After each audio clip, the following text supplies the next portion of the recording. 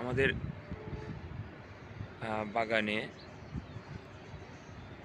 আমরা সবসময় চেষ্টা করি কিছু ঔষধি গুণসম্পন্ন গাছ রাখার, যার মধ্যে উল্লেখযোগ্য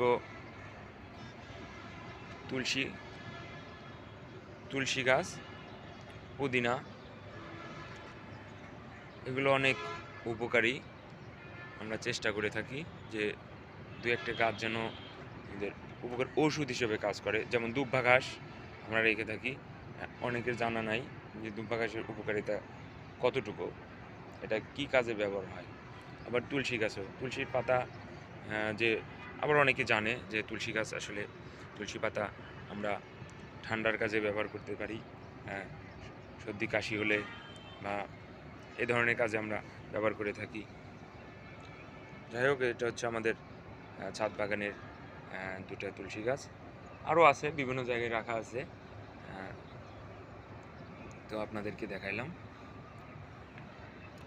দুটো দুই জাতের।